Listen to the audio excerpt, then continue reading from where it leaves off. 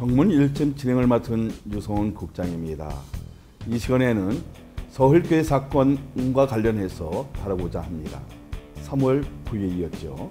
서울 대치동에 위치하고 있는 서울교회 용역들이 들어와 교회 난립해 유리창을 깨트리고 성도들이 다치는 참혹한 사건이었습니다.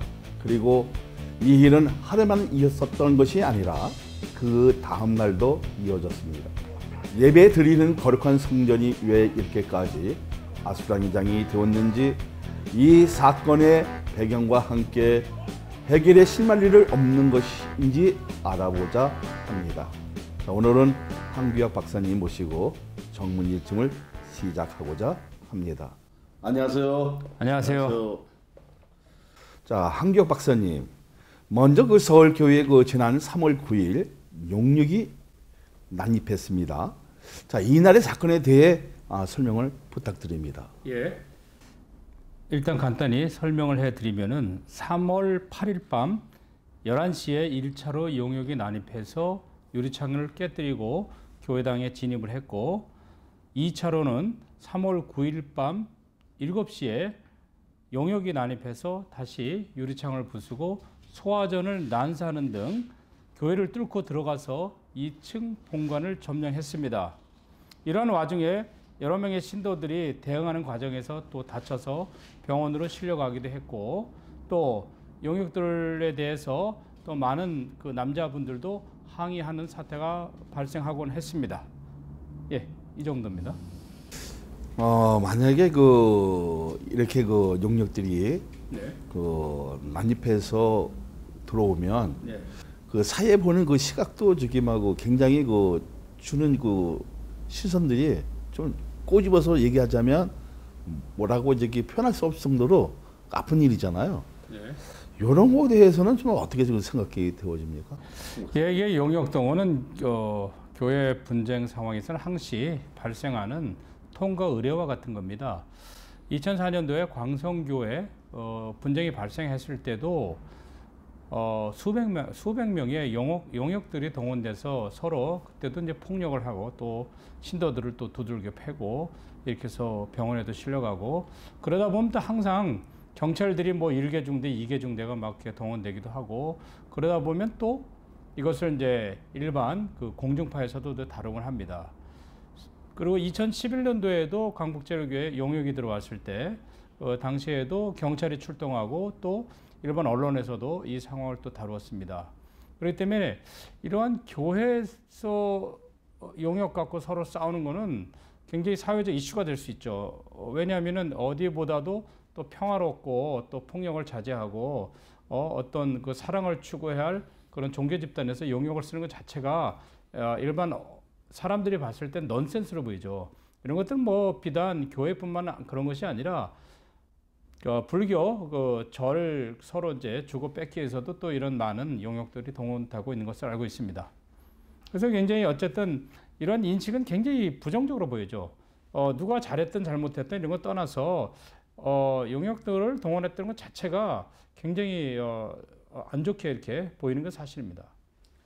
박노철 목사님께서 용역을 동원했다고 이제 하셨는데요. 박노철 목사님은 왜 용역을 이렇게 무리하게 동원하게 됐는지요? 이게 여러 가지 이유가 있을 수 있습니다.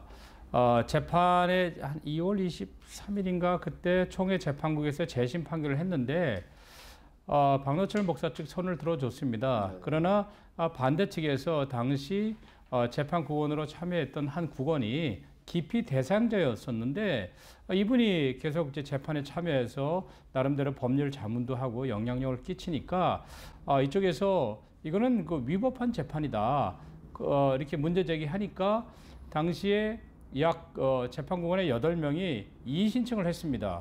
그리고 재판국장과 또 총회장 이렇게 만나서 8명이 되면은 다시 이의 신청을 한번 검토해 보겠다 하니까 이제 박노철 목사 반대 측에서는 8명의 사인을 다 받아서 이의 신청을 이렇게 했습니다.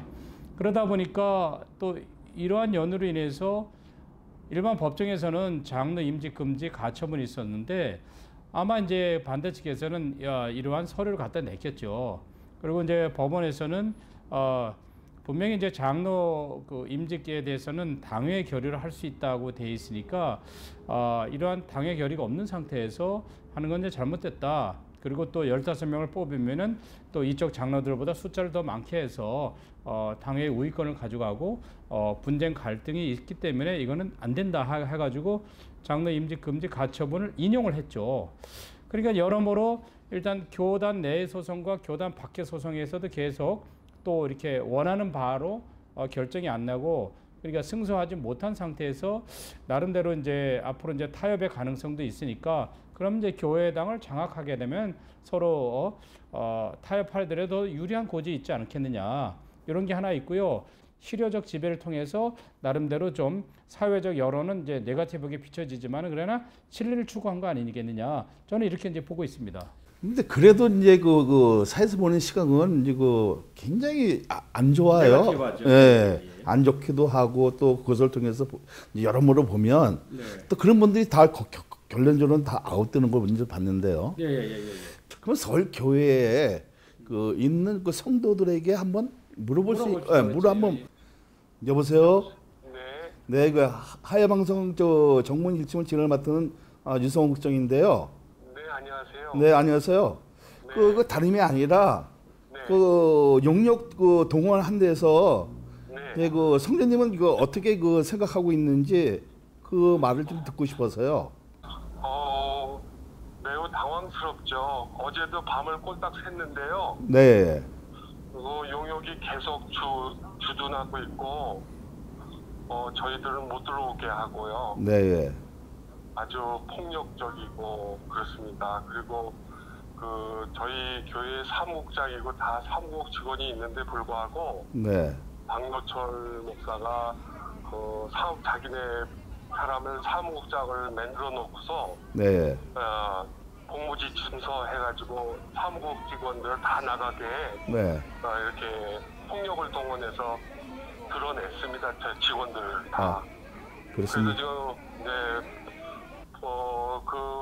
용역들이 2층서부터 9층까지 통로를 다 장악하고 있고, 그다음에 그 교회 안에서 담배를 너무 심하게 피워가지고 아주 저희 너무 힘들어하고 있어요. 그러니까 완전 교회를 유린하고 있죠 지금요. 그리고 지금 뭐 교회 안에서 아예 쓰레기통 갖다 놓고 열댓 명이 돌아가면서 담배 피고 있고 뭐 딴짓은 안 하겠습니까? 예. 그래서 지금 무려 1차 들어왔던 애들은 저 경찰서에 신고한 합법적인 용역이고요. 두 번째 들어온 용역은 경찰에 신고하는 개인이 고용한 그 신분 보호하는 그런 용역인데요. 거의 뭐 깡패 수준이죠, 뭐. 아, 그래요? 네. 이게 이제 이렇게 되어지면 서로가 이렇게 그 협의점을 찾을 수 있는 것은 점점 멀어지잖아요. 이제 강 건너갔죠, 뭐 이미 루비콘 강을 건너갔죠, 뭐. 뭐 그런 이게 얘기. 지금 보면은 2층에 어제도 열쇠 수리공들에다 교회 열쇠 다 교체했고. 그리고 우리 하여튼 뭐 철근 이런 걸 갖다가 교회 문을 튼튼하게 보강제를 하고 있고요. 저희는 1층에서 있거든요. 1층 사무과 저 소예배실에 웨스트민스터홀에 그냥 저희들 밤새고 있는데 이거 뭐 지네들 새벽 3시쯤이면 그쪽에 소위 비대위라는 사람들이 나가요. 그러면 용역 아이들이 교회를 삥 둘러서 순찰하고 있습니다. 완전히 저희는 걔네들이 이렇게 지키고 서 있어서 아무것도 할 수가 없는 그런 상황이고 어저께는 교회 홈페이지 그걸 또 바꿔버렸어요. 자기네들이 폐쇄시켜버렸어요. 홈페이지를 오늘 부랴부랴 다시 만들었거든요. 저희들은 이제 하루속히 그 협의점을 잘 찾아서 그 한국교회에 그 비치는 모습이 이런 일들이 다시는 안 나타나기를 좀 바라고요. 더 이렇게 한번 뭐 기도하는 그 심정으로 한번 기다려 보겠습니다. 감사합니다. 네, 수고하세요, 국장님. 자, 황 박사님. 지금 이제 그 점유를 가지고 이제 이거 진짜 이제 전쟁을 하고 있는데요. 교회에서 용역을 가지고 서로 점유를 이제 그 더 차지하려는 이런 그 이기심, 또 어떤 그 탐욕 이런 거를 한마디 부탁드립니다.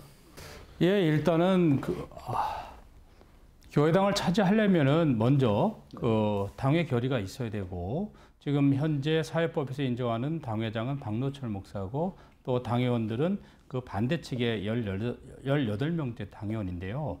어쨌든 이제 교회를 이런 식으로 점유하고 한다면은 당회를 일단 열어서 결정해야 되고, 또 장로교 헌법에 당회가 그 교회 내에 어떤 신령한 일을 또 주관하고 또 가옥과 재산도 또 관리하도록 이렇게 되어 있으니까 당회를 열어서 해야 되는데, 일단은 1차적으로 당회를 열지 않은 상태에서 들어온 게 교회법적으로는 이제 불법이라고 볼 수 있고요. 그리고 또 어쨌든 이쪽이 한쪽에서 점유하고 있는 가운데 일방적으로 이제 야간 주거 침입을 해서 이렇게 뭐 들어온 것도 일단은 좀 이제 하자가 있고요. 물론 이제 신도들한테까지도 이제 못 들어오게 이제 주일날 예배나 이런 것도 만약에 못 들어오게 한다면 하자가 있는데, 아마 거기에 대해서는 이렇게 신도들이 그 마음대로 예배 드리는 건 하자가 이제 없었다고 이렇게 막지 않고 이렇게 좀 생각이 들고요. 일단은 용역을 들여서 교회가 좋은 인상을 준 적은 없었습니다. 그 광성교 사건을 보면은 이성건 목사 측이 용역을 그때도 수백 명 들였는데 결국 이성건 목사는 이제 면직을 됐고, 또 자체 교인들로부터도 또 무시를 당해서 결국 이제 담임 목사 자리조차 박탈될 수밖에 없는 이런 상황이 됐고요. 그리고 뭐 두레교회 사건도 그렇고요. 거기도 보면 이제 용역을 또 이렇게 많이 썼는데 결국 또 이문장 목사가 교단으로부터 교리적 이단으로 또 이제 면직되는 사태가 벌어졌고, 그래서 전체적으로 용역을 쓴 그 목회자들이 이렇게 네거티브한 쪽으로, 안 좋은 쪽으로 이렇게 보통 게 결론이 이렇게 좀 났습니다. 예. 그러니까 이제 그 거룩한 장소잖아요. 예. 그 이제 그 하나님 이제 그 성전은 이제 만민이 기도하는 이제 집이고요. 그런데 그것을 통해서 사람들이 그 생각하는 부분들이 탈색된 것이 아니라, 누가 잘했든 못했든 그 잘못을 이게 뭐 판단하는 것이 아니라, 용역이 도우면 무조건 그 축의 그 사람 그 생각들이 달라진다는 거죠. 이제 그 생각하는 범위가. 그렇죠. 어쨌든 용역들이 실제로 이제 우리가 표현하는 게 이제 용역이지만은 대부분이 이렇게 뭐 덩치도 크고 우리가 봤을 때 이게 혐오스럽고 또 이렇게 살도 찌고, 그리고 보면은 교회 내에서도 어쨌든 이제 음주를 한다거나 담배를 핀다든가 여러 가지 이제 교회의 거룩한 정서와는 전혀 반대 측에 있는, 흔히 뭐 보통 교인들이 뭐 조폭이라고도 하고 뭐 깡패라고도 하고, 물론 이제 조폭이나 깡패라고 보기는 어렵겠지만은 어쨌든 인상이 별로 이렇게 안 좋고, 그리고 교회 분쟁에 보면 항상 뭐 그런 그 뭐 어쨌든 안 좋은 네거티브한 그런 집단들이 이렇게 경원의 이름으로 동원이 되는데, 이것들은 그 굉장히 안 좋죠. 마치 이제 그 이스라엘 그 예루살렘 성전에 로마 군인이 들어와서 뭐 거기에 있었던 어떤 그 성찬 그 도구들, 성찬 도구 외에 또 어떤 많은 그 이렇게 금붙이로 된 그 예배 드릴 때 쓰는 어떤 그 도구들, 이런 것들 전부 다 이제 갖고 가서 술잔으로 만들기도 하고, 그래서 일단은 그 비교인들이 이러한 그 물리적인 목적을 갖고 교회당에 들어오는 것은 굉장히 그런 안 좋죠. 그리고 예수께서도 검을 쓴 자는 검으로 망한다고 했는데, 이게 목사가 그 하나님을 의존해야 되는데, 그리고 사회 법과 교단 법을 의존해야 되는데, 용역이라는 물리력을 의존하는 것 자체가 굉장히 잘못된 거죠. 예, 저는 이렇게 이제 판단하고 있고, 어쨌든 교회는 신령성과 거룩성을 담보를 하는 이제 단체인데, 이거는 용역은 이게 완전히 거룩성과 어떤 신령한과는 전혀 반대에 있는 그런 이제 일들입니다. 그러면 이제 그 현재 그 서울교회는 그 박노철 목사 그 지지 측과 그 반대 측으로 이제 그 갈려서 싸움을 이제 하고 있다는 그 이야기인데요. 자, 그렇다면 그 반대 측은 왜 이렇게까지 반대를 이제 하는 것입니까? 예, 뭐 여러 가지 있는데 실제로 제 생각에는 이종희 목사께서 처음부터 잘못했습니다.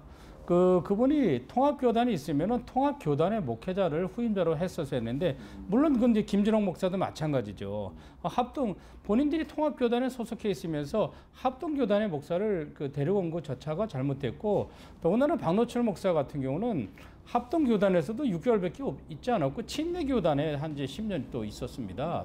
그리고 이런 충분한 검증을 하지 않고, 다시 말하면 정보의 비대칭 속에서 정보가 충분하지 않은 상황에서 이렇게 데려온 것 자체가 일단은 검증이 안 됐잖아요. 그거 자체가 좀 잘못됐고요.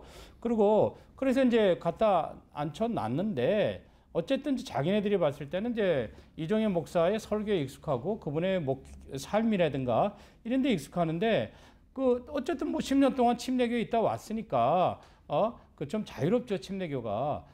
또 이종희 목사님 같은 경우는 스코틀랜드에서 공부를 오랫동안 해가 왔기 때문에 장로교의 어떤 정체성과 권위 이런 걸 주장하는데, 이게 전혀 딴 방향이고, 그리고 더군다나 나중에 이제 당회를 한 번도 열어본 적이 없었기 때문에 침례교에서, 그러니까 당회를 하는데 당회원들과 이제 갈등이 많이 있었겠죠. 서로 이제 언쟁도 있었고 대립도 있고, 그러다 보니까 이제 이력서 문제, 이제 총신대학원을 졸업하지 않았는데 마치 졸업한 것처럼 또 이제 이력서가 나왔고, 그런데다가 또 설교 표절 문제가 한서방교 유영모 목사 이런 이제 설교 표절 문제가 또 이제 불거졌고요. 또 그러면서 안식년 7년 만에 다 안직하기로 서약서를 맺고 이렇게 했는데 그것도 지키지 않고, 근데 그러다 보니까 어쨌든 여러 가지 또 삶에 있어서라든가 또 지난번에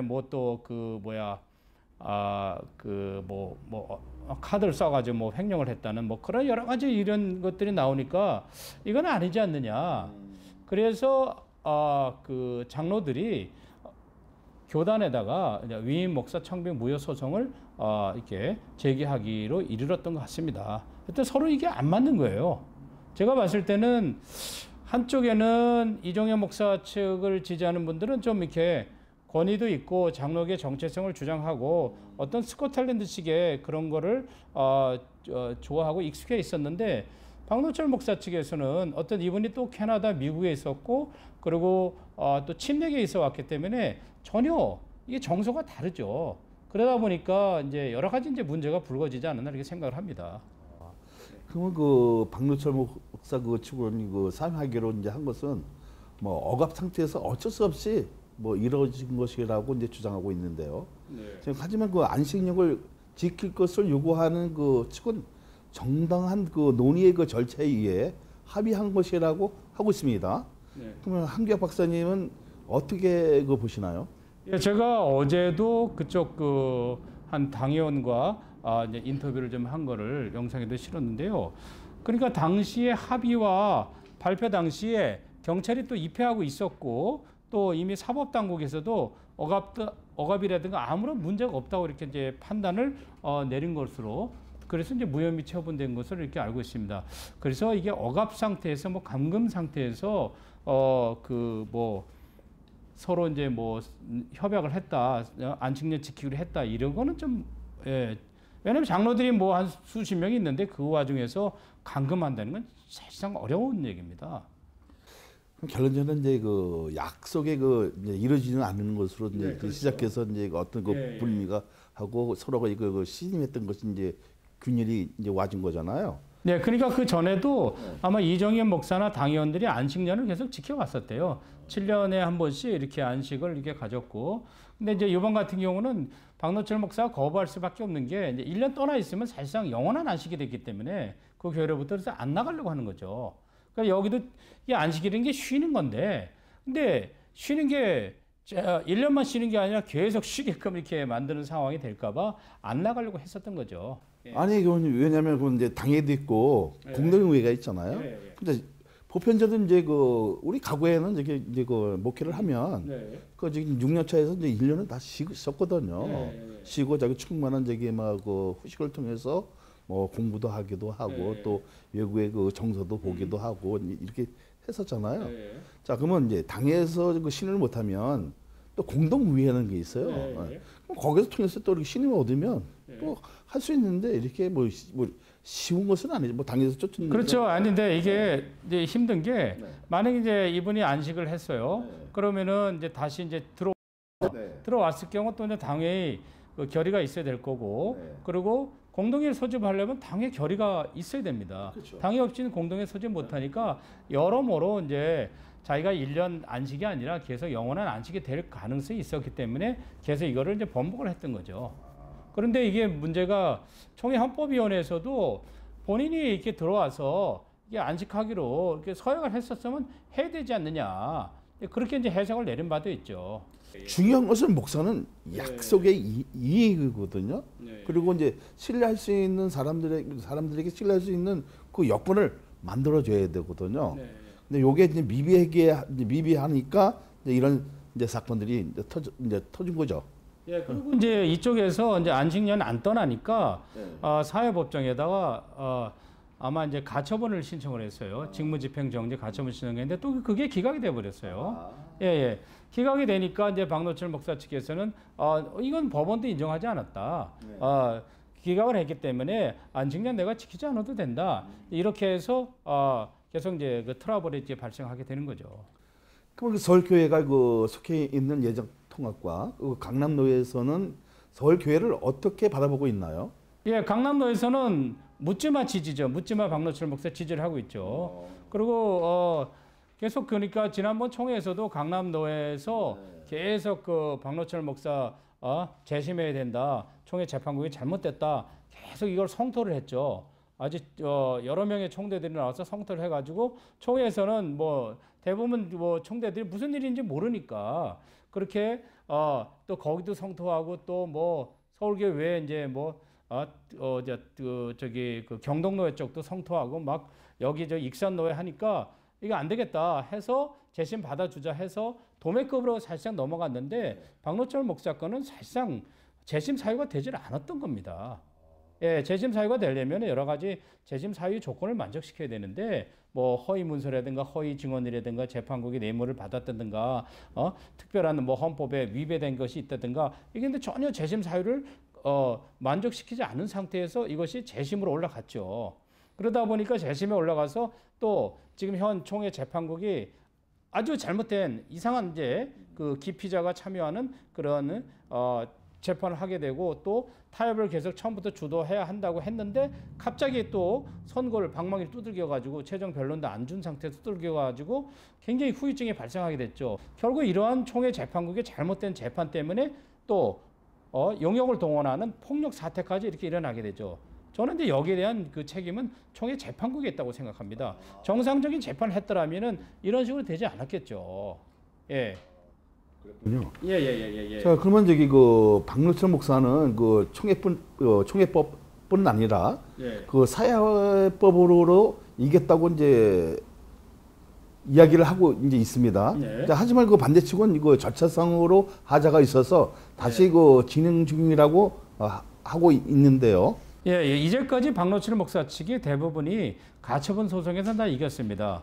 근데 이 가처분 소송이 아직까지 뭐 지금 이제 본안 소송이 또 아직 다 끝나지 않은 상태고 일단은 본안 소송을 이제 기다리고 있는 상황에서 이제 처음 이제 박노철 목사 반대 측이 장로 임직 금지라는 가처분이 인용이 됐어요. 그런 와중에 아까도 제가 말씀을 드렸지만은 총회 재판국이 판결했지만은 이의 신청을 받아들여서 이것을 앞으로 재심 개시할 것을 다시 검토한다고 그랬거든요. 근데 이런 것들을 또 이제 소송이 아직 진행 중에 있는 상황입니다, 지금. 근데 지금 전체적으로는 박노철 목사 측이 점점 불리한 상황으로 가고 있지 않나. 왜냐? 이번에 또 이렇게 설상가상으로 폭력 용역까지 동원하다 보니까 굉장히 지금은 박노철 목사 측이 유리하지는 않습니다. 제가 아까도 총회 한 그 임원과도 통화를 했지만은 총회 임원에서도 이렇게 폭력으로 이렇게 교회당을 장악하는 것에 대해서는 어떤 명분도 없다. 예, 그래서 총회 임원에서도 지금 이건 네거티브하게 보고 있습니다. 예, 그런데다가 앞으로 지금 이제 재판국장이 이번에 뭐 사임을 했습니다. 이만규 재판국장이 여러 가지 뭐 은퇴 인해서 사임을 했고요. 그럼 앞으로 이제 재판국장이 누가 될지 모르겠지만은 이제 상당한 영향을 끼치지 않을까 이렇게 생각 들고 있습니다. 뭐 이번 그 서울교회 그 사건을 그 해결할 수 있는 방법을 제안한다면 어떤 것이 있을까요? 예, 지금 현재 이제 박노철 목사 반대 측 신도들은 이제 여러 가지 뭐 표절 문제라든가 이력서 문제라든가 또 영역 동원 문제라 이래서 사실상 돌아올 수 없는 강을 건넌 상태고 더 이상 이제 목회자로 인정하기 어렵죠. 지금은 뭐 목회자뿐만 아니라 아마 김정은보다도 더 미워하는 원수가 된 것 같아요. 지금. 예, 자 굉장히 극심한 감정 대립이 계속 되는데 이런 상황에서는 이전에 통합 측의 그런 분쟁을 조정했었던 이런 사례들을 통해서 이렇게 하면 좋을 것 같아요. 이를테면은 신일교회 같은 경우 그 이상임 목사가 굉장히 들어와서 MDB를 하지 않은 상태에서 들어와서 굉장히 하자가 많았습니다. 그래가지고 총회 재판국에서는 그때 2억을 주는 걸로 해가지고 이렇게 떠나라고 이렇게 조정하면서 또 소치하고 이렇게 타협을 한 바가 있고요. 또 봉천교회 사건도 분쟁이 굉장히 심했는데 정준 목사한테 6억을 주고 그때도 한 신도들 한 100여 명 이상 됐을 거예요. 6억을 주고 이렇게 나가라. 그래서 그것도 이제 타협을 한 사례가 있고 또 전주 성암교회 같은 경우도 그 당시 그 주기철 목사님 손녀 사위였는데 그분도 교회 분쟁에 대해서 당시에 18억을 받고 한 200명 정도 신도를 데리고 나가서 이렇게 분쟁을 처리한 사례가 있습니다. 그래서 아마 이런 것들은 그렇다고 박노철 목사를 이제 살려두고 목사 면직이나 황영택 목사처럼 그렇게 하지 말고 일단 인정해 주면서 적절한 타협을 해야 되지 않나 생각이 들어요. 그래서 행복한 이혼을 하자는 거죠. 반대측에서 그러면 뭐 이렇게 제시한 것이 뭐 있나요? 반대 측에서는 전에 박노철 목사가 만약에 외국으로 간다면은 그때 한 12억인가 이렇게 주기로 했었고 또 조금 더 목회를 한다거나 한다면 20억까지 우리가 주겠다 이렇게 했는데 이제 그렇지 않죠. 이제 박노철 목사 측에서는 무슨 소리냐, 내가 당회장이고 우리가 주인인데 우리가 왜 그것을 받고 나가느냐. 청평에도 뭐 수련원도 한 100억 이상 되는 것도 있고. 교회 재산도 지금 몇백억 된다고 이렇게 생각이 들어요. 그러니까 그런 데면 우리한테도 몇백억 정도라든가 아니면 재산을 반을 댄다든가 신도들 이렇게 있으니까 줘야지 타협이 되지 않겠느냐. 근데 이렇게 얘기하고 있는데, 근데 우리 예장통합 교단에 봤을 때 돈을 갖고 나가서 성공한 목사는 하나도 없습니다. 아이러니하게도 시흥교회 방수덕 목사 같은 경우는 당시도 분쟁이 있었죠. 그분 따르는 분이 많이 있었습니다. 한 200여 명 이렇게 따랐죠. 이 방수덕 목사가 훌륭한 거는 그때 교회에서도 몇십억을 주겠다. 10억, 20억 막 나왔는데 나는 한 푼도 안 받겠다. 그래가지고 한 푼도 안 받고 그냥 떠났습니다. 떠난데 아이러니하게도 지금 교회가 굉장히 안정되고 300명, 400명 이상 이렇게 늘어가고 있습니다. 근데 돈을 받고 떠난 목사들은 하나도 성공을 못했어요. 거의 성공을 못했습니다. 지금 아까도 얘기한 그 전주에 있는 그 목사님도 이제 설교를 하도 많이 이제 표절하다 걸려서 뉴스엔저리도 나왔고 결국은 주기철 목사님 그 패밀리인데도 이제 지금 올해까지인가 하고 이제 그만둘 수밖에 없는 떠나라 이렇게 됐고요. 그리고 또 아까도 얘기했지만 봉천교회라든가 또 이제 아까 신의교회 측이라든가 이분들도 거의 이렇게 성장을 못하는 거예요. 그러면 결론적으로는 여기 이제 이거네요. 내가 이거 25억 평론은 이거 이제 안 낸다. 그러면 더 달라는 이제 그렇죠. 참 안타깝네요. 안타깝고 이게 교인들도 마찬가지입니다. 자꾸 이게 우리나라 문제는 그 광성교회도 13년 전쟁했습니다. 13년 전쟁한 이유가 뭐냐면 교회 재산 때문에. 교회 재산이 이래저래 기도원 또 해서 1,000억, 2,000억 된다는 얘기가 있어요.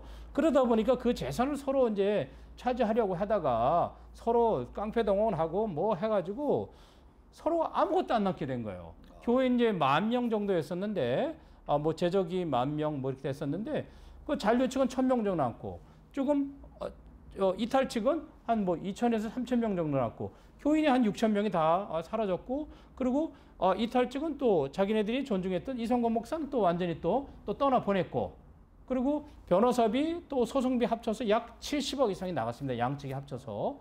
예, 그건 남는 게 아무것도 없었습니다. 결국 그 교회라는 큰 재산 차지하려고도 아무도 없었고, 지금은 뭐냐면은 어떻게 이제 타협이 됐냐면요. 법원에서 타협을 중재했는데 100억 플러스 현재 그 머리 그리고 뭐 나오는 숫자 여기에 비해서 돈을 지원하기로 한다. 그럼 이래저래 합치면 150억에서 200억 정도가 돼요. 근데 지금 잔류측이 1000명이 그 돈을 준다면은 버틸 수가 없어요. 이자라든가 이런 거. 그래서 지난번에도 이제 기도원 그 파는 걸 마치 이제 JTBC에서는 명성교회와 광성교회 서로 세습을 담보로 해서 기도원을 팔았다고 하는데, 그건 이제 사실이 아니죠. JTBC가. 어쨌든 그래서 기도원을 50억에 팔 수밖에 없었고, 파는 이유가 나가는 사람들의 100억을 맞춰줘야 돼요. 법원에서 조정을 했기 때문에. 자, 그러니까 서로 양쪽에 아무것도 남는 게 없습니다.